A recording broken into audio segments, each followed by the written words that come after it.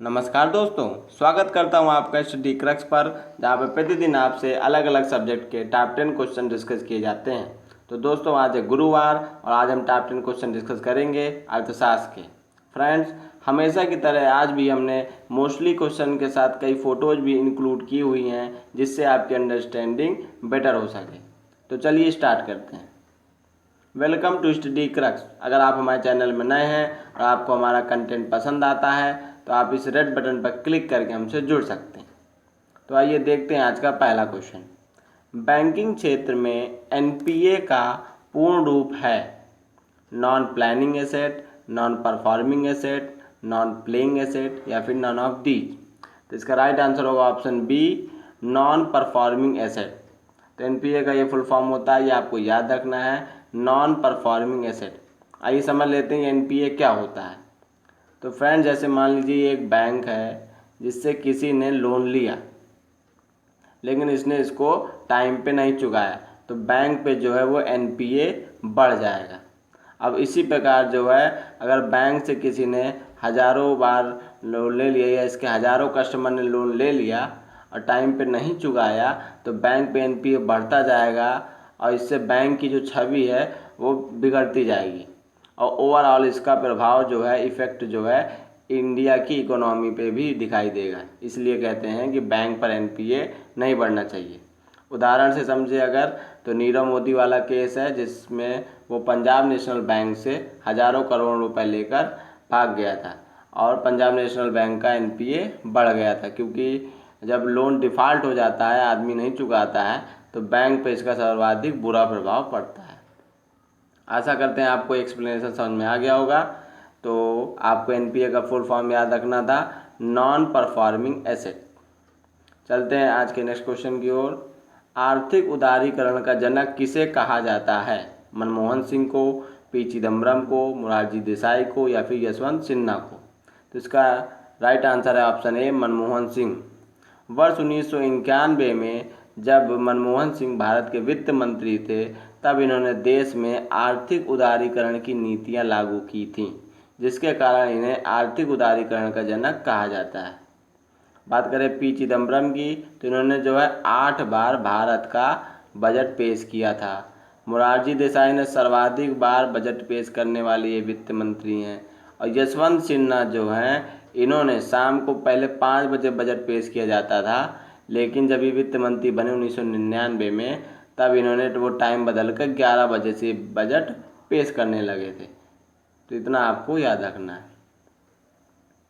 चलते हैं next question की ओर। भारत का सबसे बड़ा संगठित एवं व्यापक उद्योग कौन सा है?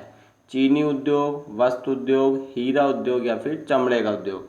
इसका राइट आंसर है ऑप्शन बी, वस्त्र उद्योग।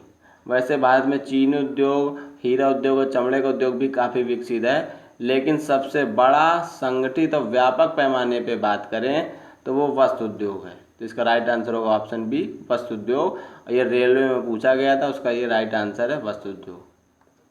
चलते हैं नेक्स्ट क्वेश्चन की ओर। एचएमटी बेंगलुरु की स्थापना किस वर्ष हुई थी? 1963 में, 64 में, 65 में या फिर 66 में? तो इसका राइट आंसर होगा ऑप्शन ए, 1963 में। वर्ष 1963 में भारत सरकार ने स्विट्जरलैंड के साथ मिलकर बेंगलुरु में जो है एचएमटी की स्थापना की थी। ये कंपनी दोस्तों घड़ियाँ बनाती थी, लेकिन वर्तमान में ये फैक्ट्री बंद हो चुकी है।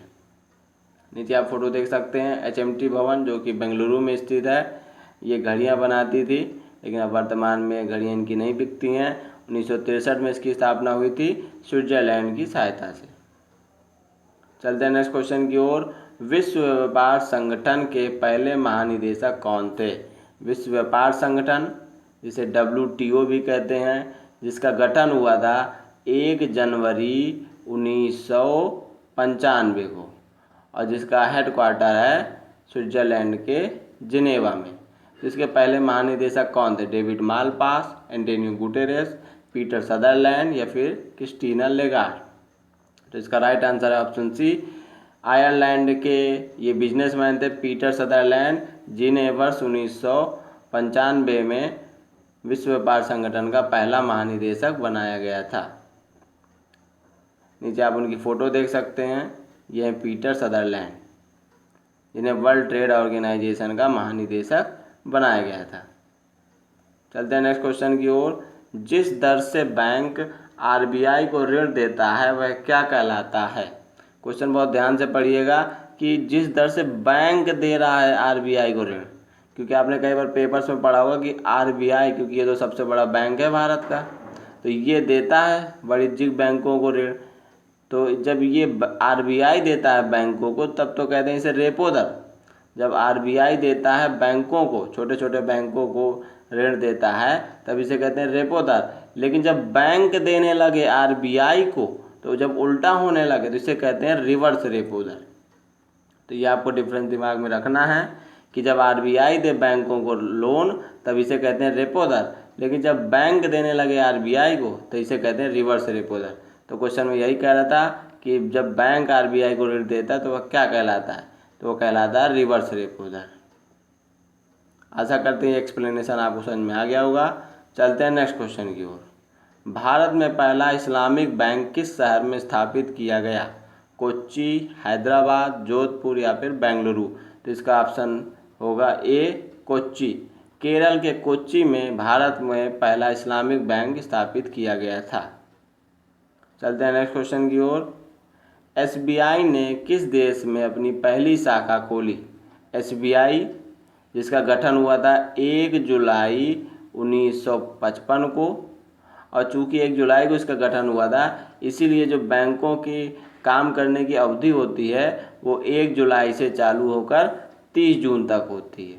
तो ये भी आपको याद रखना है, क्योंकि भारत का वित्तीय वर्ष तो 1 अप्रैल से 31 मार्च तक होता है, लेकिन जो बैंकों का काम करने का समय होता है सालाना, वो 1 जुलाई से स्टार्ट होता है, क्योंकि एसबीआई की स्थापना हुई थी 1 जुलाई 1955 को। तो दोस्तों एसबीआई ने जो अपनी पहली शाखा जो है सबसे पहले चीन में खोली थी, तो ये भी आपको दिमाग में रखना है। नीचे आप देख लेंगे एसबीआई का एटीएम का ये आपको चित्र दिख रहा होगा। चलते हैं नेक्स्ट क्वेश्चन की ओर। शीतल पेय पदार्थों के प्रमाणन के लिए, यानी कि जो कोल्ड ड्रिंक्स होती हैं उनको सर्टिफाई करने के लिए किस चिन्ह का प्रयोग किया जाता है? एफपीओ का, हॉलमार्क चिन्ह का, एगमार्क चिन्ह का या फिर इको मार्क का? तो इसका राइट आंसर होगा एफपीओ का। एफपीओ यानी कि फ्रूट प्रोडक्ट ऑर्डर, जिसको कि 2006 में इस्टेब्लिश किया गया था। इसके तहत जितनी भी बोतल बंद सामान है उनको विक्रय करने के लिए, बेचने के लिए जो है एफपीओ का उसमें मार्क होना चाहिए, जो कि वो उनकी क्वालिटी को दर्शाता है। तो ये दोस्तों आपको याद रखना है कि जितने भी शीतल पेय पदार्थ होते हैं, सॉस की दुकान, सॉस जो होते हैं उनके लिए जो बोतलों में जो है एफपीओ का निशान होना चाहिए। हॉलमार्क चिन्ह जो है वो सोने की गुणवत्ता को दर्शाता है। कृषि उत्पादों की गुणवत्ता दर्शाने के लिए एगमार्क चिन्ह होता है, और वे उत्पाद जिनसे प्रकृति को कोई नुकसान नहीं पहुंचता है ये दर्शाने के लिए इको मार्क होता है, इको फ्रेंडली जिसे कहते हैं। जैसे कि आपका साबुन आ जाएगा, डिटर्जेंट आ जाएगा, ये सब इनमें जो है इको मार्क होता है। नीचे देख लेंगे एफपीओ की फ़ोटो। ये जैसे कि आप देख पा रहे होंगे विभिन्न बोतल बंद जितने भी सामान होते हैं इनमें एफपीओ की मोहर होनी चाहिए। इसको इस्टेब्लिश किया गया था 2006 में, जिसका फुल फॉर्म होता है फ्रूट प्रोडक्ट ऑर्डर। ये भी आपको फुल फॉर्म याद रखना है। चलते हैं आज के लास्ट क्वेश्चन की ओर। आईडीबीआई बैंक की स्थापना कब हुई थी? तो दोस्तों आईडीबीआई बैंक की स्थापना जो है भारत के उद्योगों को विकसित करने के लिए की गई थी। इसकी स्थापना दोस्तों 1 फरवरी 1964 को की गई थी, और इसका हेडक्वार्टर जो है वो भारत की वित्तीय राजधानी मुंबई में स्थित है। तो ये भी आपको याद रखना है। आशा करते हैं आपको हमारा इकोनॉमिक्स का सेशन पसंद आया होगा। ये दोस्तों आईडीबीआई बैंक है, जिसका आप वो देख ले सकते हैं कोट लाइन, जो कोटेशन है, बैंक ऐसा दोस्त जैसा, टैग लाइन। तो फ्रेंड्स आशा करते हैं आपको हमारा सेशन पसंद आया होगा। अगर पसंद आया तो हमें लाइक करें, कुछ अगर क्वेरीज हो तो कमेंट करें, और वीडियो को अपने फ्रेंड्स के साथ शेयर करें, और इसी तरह की वीडियोज़ पाने के लिए हमें सब्सक्राइब करें। Thanks for watching.